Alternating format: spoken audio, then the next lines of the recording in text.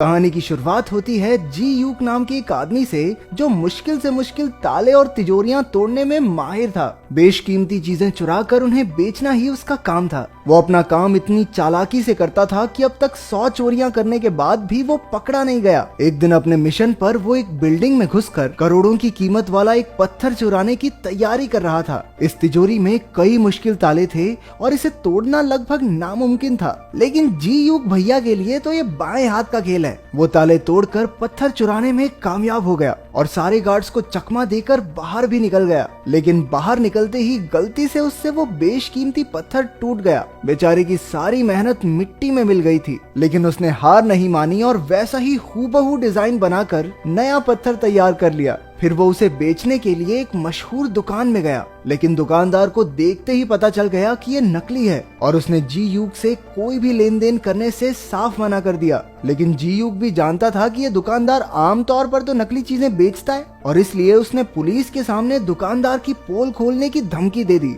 हार कर दुकानदार को वो पत्थर लेना ही पड़ा। जी यूक का बेस्ट फ्रेंड गोइन भी उसका पार्टनर था। उसकी खासियत थी कि वो मामूली सी चीजों में भी विस्फोटक फिट कर लेता था। इस चोरी के बाद जी यूक ने नकली नोट छापने का फैसला किया। उसने हूबहू नोट तैयार कर लिए, लेकिन उन पर शराब डालते ही अक्षर मिट जाते थे। जब बात नहीं बनी तो उन दोनों ने हीरो की एक दुकान लूटने का फैसला किया, जिसमें लगभग 3 करोड़ का माल था। लेकिन ये काम इतना आसान नहीं था, क्योंकि दुकान में चारों ओर सीसीटीवी कैमरा लगे थे। कैमरास को हैक करने के लिए उन्हें एक जबरदस्त हैकर की जरूरत थी, तो इस काम में उनका हैकर होगा जैंग बे। उसके बारे में अफवाह थी कि एक बार उसने पैसों के बदले अपने ही साथियों की मुखबरी पुलिस को कर दी थी, लेकिन फिर भी जी यूक और गोइन ने उस पर भरोसा करके उसे अपने साथ शामिल कर लिया। इसके बाद जी यूक की दोस्ती यूना नाम की एक लड़की से हो गई, जो ऐसी कीमती चीजों की एक्सपर्ट थी। दोनों घूमने गए, जहां जी यूक ने उसके गले का हार देखा जो यूना के पिता ने उसे तोहफे में दिया था। इसके बाद वो दोनों एक ज्वेलरी की दुकान पर उस हार की जांच करवाने गए,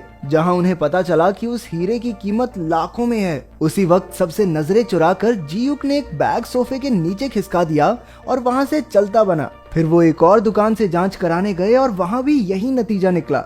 ये वही दुकान है जहां जी यूक चोरी करने का प्लान बना रहा है। उसने याद रख लिया कि सीसीटीवी कैमरा कहां कहां लगे हैं, कितने कमरे हैं और कितने गार्ड्स मौजूद हैं। अंत में उसने हिसाब लगाया कि उन्हें 10 मिनट के अंदर अंदर ये चोरी पूरी करनी होगी। चोरी वाले दिन ड्यूक जो बैग दुकान में छोड़कर गया था, उसमें विस्फोट हो गया, जिससे सारे गार्ड्स का ध्यान भटक गया। उसी वक्त जैंग बे ने अपने शातिर दिमाग से सारे सीसीटीवी कैमरास हैक कर लिए, ताकि जी यूक और गोइन अंदर जा सकें। उसने अलार्म सिस्टम भी बंद कर दिया, जिससे तिजोरी को हाथ लगाने पर गार्ड्स को बिल्कुल पता न चले। लेकिन जितना टाइम उन्होंने सोचा था, गार्ड्स तो उससे पहले ही लौट आए और गोइन ने उनकी गाड़ी का शीशा तोड़कर उनका ध्यान भटकाए रखा। उधर जी यूक तिजोरी से सारे हीरे चुरा कर फरार हो गया। बाद में तीनों ने मिलकर जमकर जश्न मनाया। अगले दिन हीरो के मालिक चो को चोरी की खबर मिली तो वो आग बबूला हो गया, लेकिन वो इन चोरों की काबिलियत से इम्प्रेस भी हो गया था कि इतनी कड़ी सिक्योरिटी में से भी हीरो पर हाथ साफ कर गए। चो असल में एक करोड़पति बिजनेसमैन और एक गैंगस्टर था, जिसने न जाने कितने लोगों का खून किया था। वो खुद भी एक बड़ी चोरी की तैयारी कर रहा था और इसलिए उसे ऐसे ही शातिर चोरों की तलाश थी। उसने कई किडनैपर्स और ताला तोड़ने वालों को टेस्ट किया, लेकिन कोई भी उसके काम के लायक नहीं था। लेकिन अब वो समझ गया था कि जिन चोरों ने इस चोरी को अंजाम दिया है, वो उसके काम में बिल्कुल सही बैठेंगे। इसलिए उसने अपने सारे आदमियों को इन चोरों को ढूंढने में लगा दिया। अगले कुछ दिनों तक उसके आदमियों ने हर हीरे की दुकान पर नजर रखी और जल्द ही उन्हें जियूक और उसके ठिकाने का पता चल गया। चो ने उन तीनों से मुलाकात की और अपनी चोरी में हिस्सेदार बनाने के लिए उन्हें 5-5% कमीशन देने का वादा किया। वैसे इनके पास ज्यादा चॉइस है नहीं, क्योंकि अगर इन्होंने मना किया तो चो इनके पूरे परिवार को मार डालेगा। आखिरकार जियूक मान गया और चो ने उन्हें बताया कि लगभग 150 करोड़ का काला धन शिप के जरिए कोरिया में आने वाला है। जहां ये शिप आकर रुकेगी, वहां दुनिया का सबसे तगड़ा सिक्योरिटी सिस्टम है। इसके लिए चो ने उन्हें फूड कूपन्स दिए। चो चाहता है कि वो तीनों इन फूड कूपन्स का इस्तेमाल करके इस चोरी को अंजाम दें।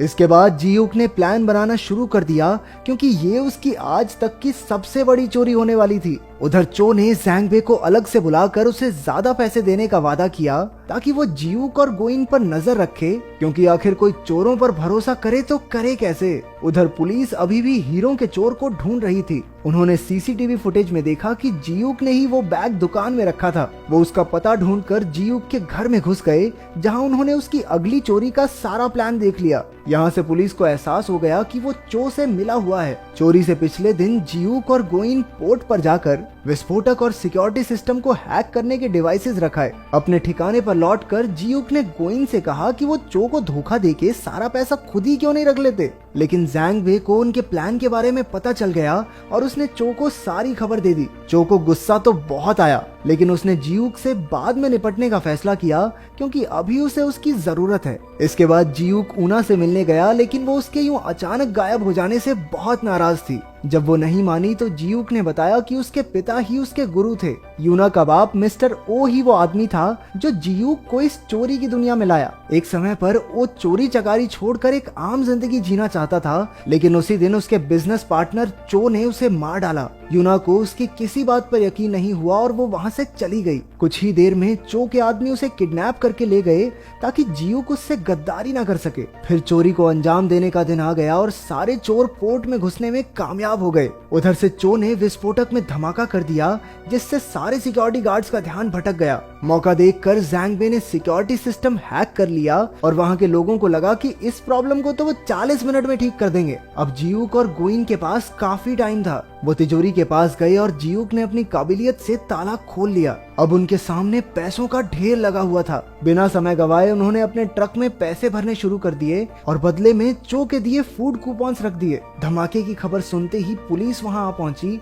और उन्होंने पोर्ट को चारों ओर से घेर लिया, जिस वजह से जियूक अपने साथियों के साथ बाहर नहीं निकल पाया। उधर चो ने आकर जियूक पर बंदूक तान दी, क्योंकि उसे जियूक की गद्दारी का पता चल गया था। चो ने यूना का हार दिखाकर कहा कि वो उसके कब्जे में है। उसकी जान बचाने के लिए जियूक ने अपने आप को पुलिस के हवाले कर दिया, लेकिन पकड़े जाने से पहले ही वो पानी में कूद गया और पीछे से पुलिस वाले उस पर गोलियां दागने लगे। उनमें से एक गोली उसे लग भी गई। उसके हाथ में जो बॉम्ब था वो भी फट गया, यानी कि ये साफ था कि वो मर चुका है। जब गोइन को इसका पता चला तो वो अपने दोस्त को खोकर बहुत दुखी हुआ, लेकिन जैंगबे खुश था क्योंकि अब उसे जियूक के हिस्से के पैसे भी मिल जाएंगे। तभी उन दोनों में बहस छिड़ गई और जैंगबे ने चाकू से गोइन का खून कर दिया। आखिरकार पैसों से भरा ट्रक चो के यहाँ पहुंचा, लेकिन उसके अंदर सिर्फ फूड कूपन्स भरे देखकर उनके पैरों तले जमीन खिसक गई।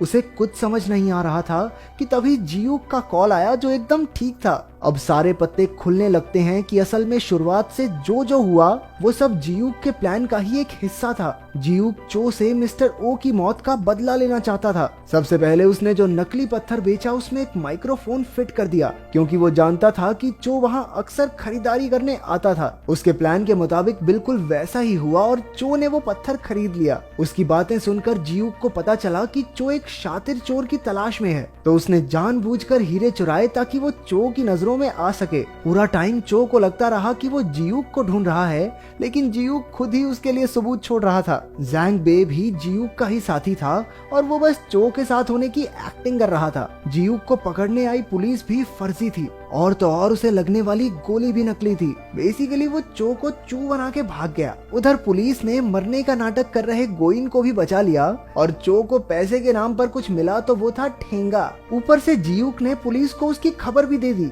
पुलिस चो के अड्डे पर पहुंची, जहां चो के आदमियों और पुलिस में मारामारी शुरू हो गई। वहीं जैंगबे ने यूना को कैद से रिहा करवा लिया। अपने प्लान को चौपट होता देखकर चो भी वहां से भाग निकला। जियूक के आदमी फूड कूपन से भरा ट्रक भी ले गए, हालांकि उसकी कोई खास कीमत नहीं थी। लेकिन फिर हमें पता चला कि ये कूपन असल में वही पैसे हैं जो उन्होंने चुराए थे। जब वो ट्रक में पैसे भर रहे थे तो उन्होंने जियूक की नकली नोट बनाने वाली मशीन से उन्हें फूड कूपन्स बनाकर प्रिंट कर लिया। अब जैसे ही उन पर शराब पड़ेगी वो फिर से असली नोट बन जाएंगे। इसका मतलब पूरा टाइम पैसे चो की आंखों के सामने ही थे, लेकिन वो उन्हें पहचान ही नहीं पाया। आखिरकार जियूक ने चो की गाड़ी को टक्कर मारकर उसे पुलिस के हवाले कर दिया। इसके बाद उन्होंने अपने ठिकाने पर कूपन्स पर शराब छिड़क कर उन्हें पैसों में बदल दिया। अब इतनी बड़ी चोरी की है तो जियूक कुछ महीनों के लिए अंडरग्राउंड हो गया। एक दिन जियूक ने यूना को पैसों से भरा एक बैग भेजा, जिससे वो दुबई में एक आर्ट गैलरी शुरू कर सकती है, जो कि हमेशा से उसका सपना था। वो दुबई पहुंची और वहां उसे एक म्यूजियम में अपना हार दिखा। तभी अपने जियूक भैया की एंट्री हुई और दोनों साथ मिलकर खुशी खुशी रहने लगे।